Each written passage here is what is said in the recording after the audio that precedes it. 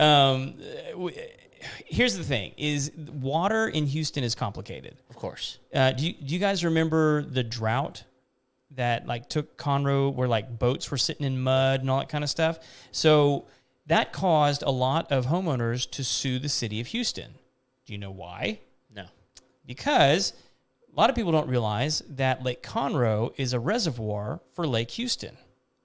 And Lake Houston is a reservoir for city proper. Yeah. And so when there was a drought, city of Houston started drawing on Lake Houston. Gotcha. And when Lake Houston started getting drawed on, well, they said, well, nuts to that. We're going to draw on our reservoir, and pulled all the water out of Lake Conroe. And so people, that had never happened before because we hadn't had a drought like that in decades. And so all these people who had built these multi-million-dollar houses on Lake Conroe, all of a sudden they're, $50,000, $60,000, $70,000 boats sitting in the mud, and they're looking for somebody to blame and to hold responsible. And so they start they understood the chain of command, so they start suing the city of Houston for like, hey, like, why'd you ruin my property? Right.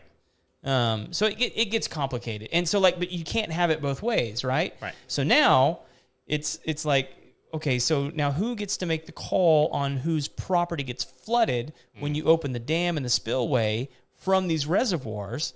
Well, when the San Jacinto River Authority opened those floodgates, well, it started flooding Kingwood. Well, what's on Kingwood? That's Lake Houston. Lake Houston. And so it's like the exact reverse is happening, where like we're dumping water out of Conroe, but it's flooding Kingwood. Right. Yeah. And so, dude, there's still some places down there that are like the roads are closed and stuff like that. I mean, it's crazy. Oh, dude, I was at a house today that is really, really nice house. The boat dock, you couldn't even see it. It was at least 3 feet underwater still. Yeah. Well, there's the over here on 105. There's the golf course, the golf range, which floods all the time. Right. But they put in like new hitting stations, and they put TVs in there, and the TVs are probably toast. They're probably 6 foot off the ground at least. Right. Maybe 7 because you're hitting all this kind of stuff.